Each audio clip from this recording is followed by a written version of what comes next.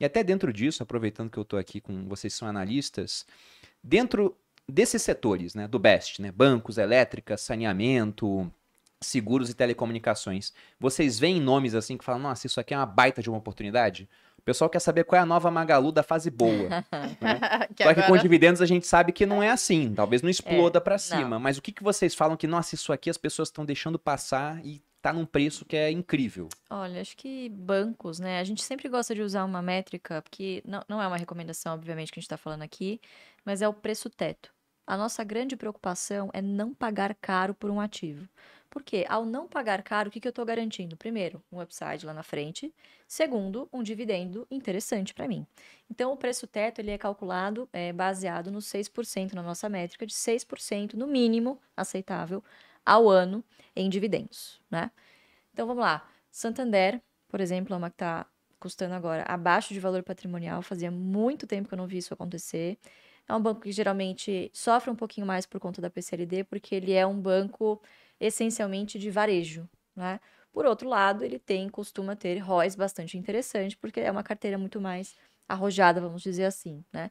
E agora tem que ter todo um trabalho do banco também para aumentar o share of wallet, né? Quer dizer, você explorar um pouco mais os clientes que já estão na sua base, né? Nesses últimos anos teve muito crescimento de cartões, e cartões não necessariamente você dá crédito para quem é o seu correntista, né? Então, obviamente que o risco é maior, a sua tendência de provisões também aumenta. É isso que está acontecendo com o Santander no cenário de hoje. Mas, se você olha a bigger picture, né? É um setor que se beneficia pra caramba da alta da taxa de juros, né? Então, o banqueiro ele ganha na alta, ele ganha na queda, mas O banco é muito bom. é É maravilhoso, mesmo. é um grande negócio, mas principalmente na alta, né? Então, eu diria Santander, que é top 5 hoje nas minhas posições, Banco do Brasil, talvez a gente não tenha, muito difícil dizer, mas eu acho que talvez a gente não tenha chegado no mínimo que ele poderia chegar frente às coisas muito importantes que estão para ser divulgadas aí até o fim do ano, enfim. Mas, em relação a preço teto, as métricas que tem demonstrado e o payout também que tem se comprometido nos últimos anos de 40%, podendo aumentar no futuro, também me leva a crer que é uma empresa muito interessante para se olhar no momento, né? Acho que essas duas, assim, para mim, são os maiores destaques, Uhum. por enquanto. Vocês têm alguma? O Banco do Brasil acho que é uma unanimidade aqui É. entre nós A três, na gente é verdade. muito óbvio, é verdade. Às vezes as pessoas querem novidade. O que você tá comprando? Banco do Mesma Brasil. coisa, Passa o sempre. mês. Você tá É. comprando E uma Banco do coisa que vocês Brasil. e uma coisa que vocês nunca vão ver a gente falar é compre algo. É. E isso o Barsi também sempre faz, assim. Não estamos recomendando nada. Assim, quando a gente olha para nossa carteira, pode fazer muito sentido, mas pode não fazer sentido para a carteira de muita gente, né? Tem gente que tem a carteira extremamente fragmentada e deveria fazer outras coisas antes de pensar em adicionar um novo ativo. Tem gente que ainda está endividado e investindo em ações, que é um erro. Saneia suas finanças pessoais para depois olhar. Então, e sempre que a gente fala de ações, a gente toma esse cuidado. Eu, particularmente, a ação mais recente que eu comprei é a Vibra Energia, que é a BR distribuidora que a gente estava falando agora há pouco. Ela tem uma característica que eu não gosto, que é uma corporation. A gente tem, para quem não sabe, corporation é uma empresa sem controle definido, ela não tem controlador. A Eletrobras virou uma outra corporation depois da privatização, mas mesmo assim ela tem acionistas de referência que, através de um acordo de acionistas, conseguem ditar os rumos da empresa, definir uma estratégia muito interessante. Ela tem entrado em outros segmentos que não só o da distribuição de combustível, que é o DNA dela. Então ela comprou a Comerc, que é uma comercializadora de energia, já está em geração de energia também, tem olhado para outros negócios, comprou uma empresa de biogás. E é uma empresa que vem implementando um plano aí, acho que seguindo à risca o que ela tinha definido anteriormente, e está cotada hoje a 16 e pouco, que é praticamente o preço do IPO que ela fez em 2017, que naquela época, se eu não me engano, era R$ 15, sendo que a empresa naquele momento era uma estatal ainda, tinha todo um risco sendo precificado, etc. Então, a empresa recentemente ela aumentou o payout na sua política de distribuição para 40% do lucro, era 30 ou 35, se eu não me engano, E a gente vê alguns grandes acionistas elevando sua participação. A Dynamo foi uma que eu até mencionei antes. Então, é um papel que eu estou olhando e se ela voltar a cair de preço aí, eu acho que na minha carteira ela faz todo sentido. Eu gosto bastante da AES. A AES Brasil é uma empresa que eu tenho há um bom tempo, desde quando ela era Jet 3, Jet 4, né? Geradora e transmissora Tietê.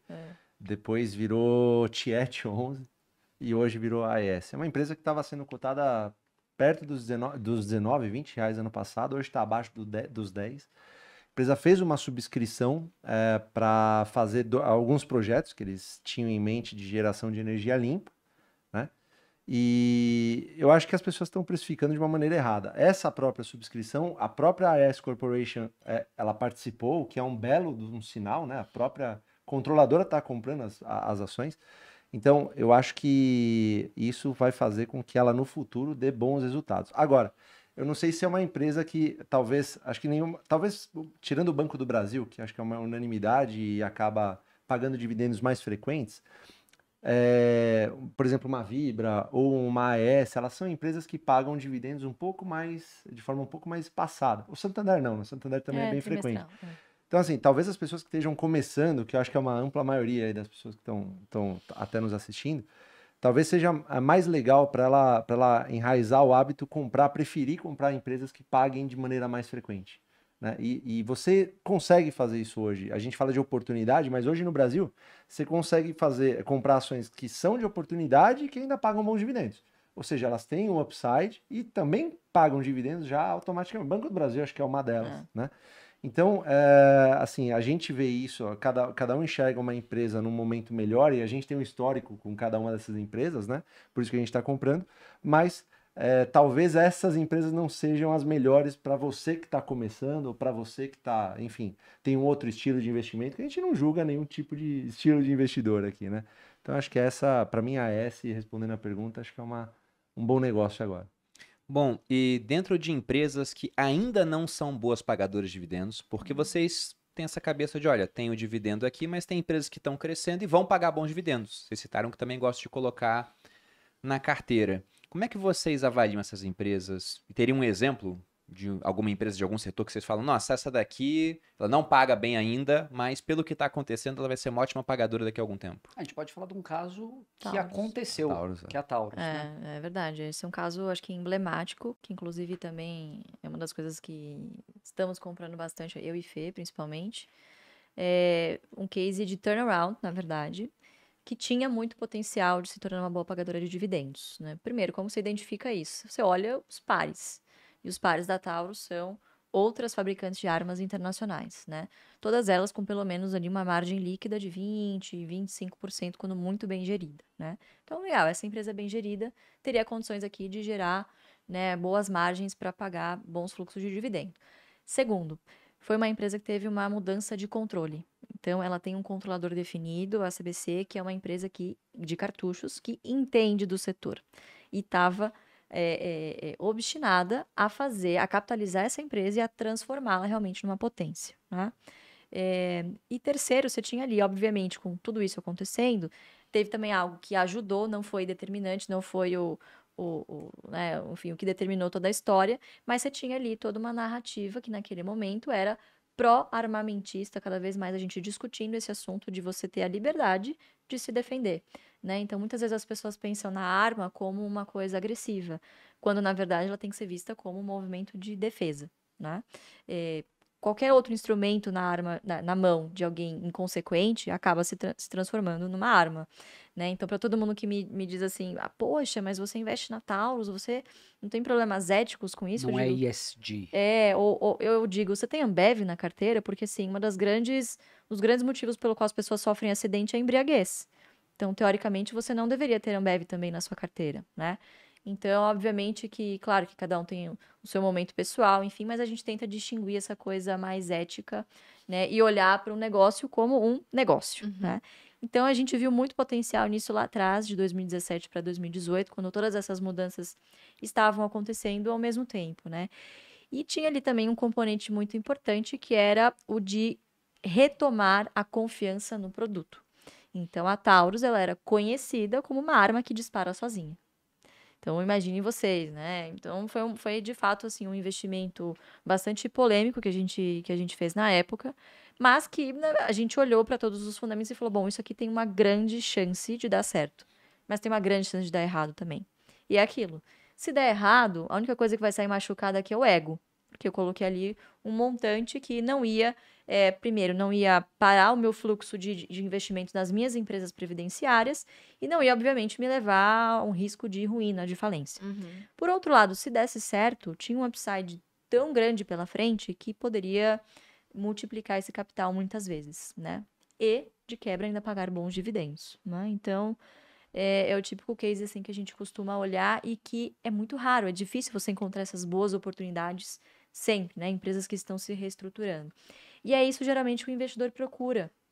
Infelizmente, a gente vê aí investidores iniciantes começando, achando que, por investir pouco, precisam ter a grande tacada. Quando, na verdade, se frustram porque isso não acontece na velocidade que as pessoas esperam. Ou elas vão errar. Se está todo mundo dizendo que isso aqui vai multiplicar, muito provavelmente não irá. Então. Já deve estar no preço alto, se todo mundo está comprando. Exatamente. Ou É bem isso também. Ou né? é alguém que está vendendo a narrativa para vender. Exatamente. Mas acho que foi um caso bastante emblemático de algumas características em negócios que a gente procura. Né? Então, uma base acionária menor, que não dê para ser tão especulativa, com um controlador ali obstinado, né? Enfim, com um objetivo muito claro de levar a empresa adiante e capitalizá-la, né? E agora, ele capitalizou e agora é a hora dele colher os frutos dele e quem ficou com ele todo esse tempo vai colher os frutos também. Lembrando que a Taurus é uma empresa de 83 anos de É. existência, né? Então, é uma empresa que, quando você vê num nível de endividamento muito alto, que era o que acontecia Sim. naquele momento, eu acho que você tem que parar para pensar, poxa, será que de fato isso vai quebrar a empresa? Será que não vai existir alguma força oculta que vai fazer com que essa empresa sobreviva? Eu me lembro muito bem, o Fabião é testemunha, do caso da Uzi Minas. Nossa, verdade. A Uzi Minas, acho que nessa época, 2016, um pouco, todo mundo falava que a Uzi Minas ia quebrar.